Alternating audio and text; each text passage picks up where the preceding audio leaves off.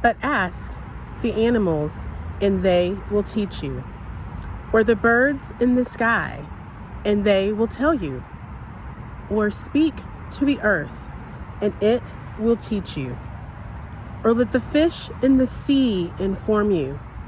Which of all these does not know that the hand of the Lord has done this?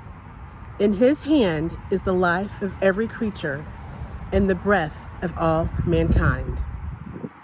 Today, we're talking about the benefits of getting in nature. So grab your water bottle and your shoes, and let's get started.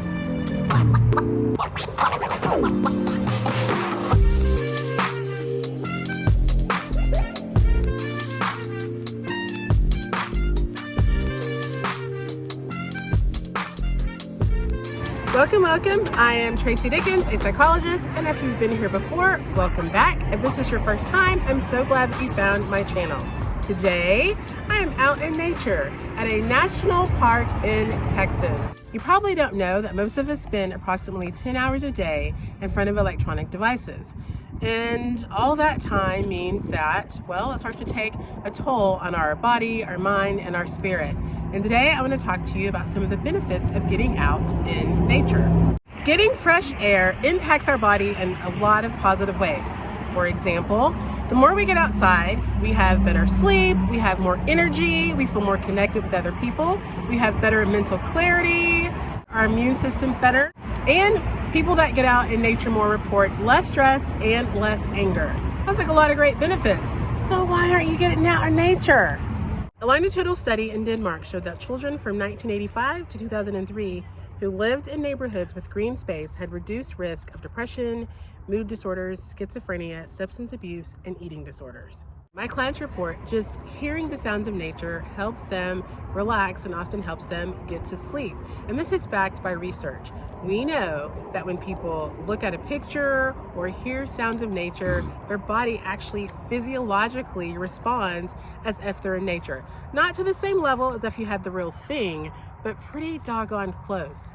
There are 3 theories that attempt to explain why nature is so beneficial to us. The first theory is the biophilia theory, and it says that whenever we get out in nature, we actually tap into our ancestors, meaning that whenever we're in nature, we tap into the connection that our ancestors had with nature, and they lived amongst it their entire life. So they had to understand how the trees and the animals and the sky and the seasons, how they had to know how to interact with those spaces so they could survive.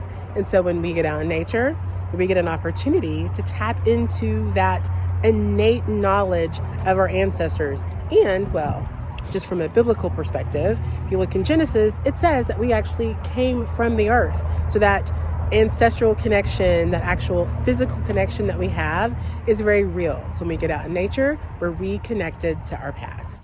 The second theory is the stress reduction hypothesis that says whenever we get out in nature, our body has a physiological response. It regulates itself. Bruce Perry, a famous psychologist for child trauma, would say that the reason we have this physiological response is that each one of us have our own unique rhythm. For you parents out there with multiple children, you may have recognized that each child required a different kind of soothing method. Some required a tap, tap, tap, tap, tap.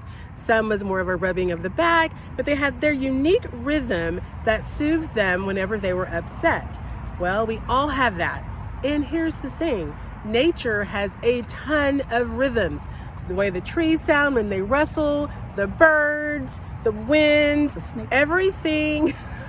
Everything has a rhythm, has a pulse, has a beat to it. And when we get in nature, one of those rhythms, guess what? Maps onto your rhythm and soothes your system. It helps you regulate. Theory number 3 says whenever we get out in nature, we have an immediate restoration of our cognitive system, meaning we can pay attention better, our system is soothed, we get like a reboot. And with this reboot, our immune system gets a reboot. The aerosols released by trees stir in our system the production of more natural kill cells, which increases our immune system so we can fight off tumors and cancer easier. Nature also compels a sense of awe. And whenever we experience awe, just looking at how vast and grand everything is, whether it's the beach or mountains or a lake or just a forest, we just feel connected and grounded. And we're more likely to turn around and help people, talk to people, just want to share the experience. And, well, we just feel a sense of peace and joy. We understand that we are playing a small role in a bigger story. And that's this very humbling and also connected feeling. Watch the sunset and all the colors. Start a garden. You can have a picnic outside. You can, what else can you do? Go for a hike. Go for a bike ride. Or just lay out and look up and enjoy the sky. Yes, just lay out, look up and enjoy the sky. And actually, when I was a kid, I used to love laying out on the grass and looking up at the clouds and picking out shapes in the clouds and making up crazy stories. So that's definitely one way to do it. Or just sitting outside at a picnic table and just taking it in, just breathing, having a moment. Flying a kite, going to a pond and skipping rocks. I mean, that could become a contest then, like who can skip it the most. I often encourage my clients to take a walk. Not just take a walk, but actually connect with the experience. Listen to the cadence of your step. Take in the smells and the sounds. What does the wind feel like on your skin? What does the air smell like? What do the birds sound like? Just taking in the moment, being present. Notice how the air fills up your lungs and how that makes your body feel. Just be in the moment. Make a connection with the here and the now. If you like this video, push a like, thumbs up. Tell me down below what you do to connect with nature. And what are you still doing here? Go on, put on your shoes, grab some water, get out there, get in nature, enjoy it, have fun. And until next time, choose joy. Bye.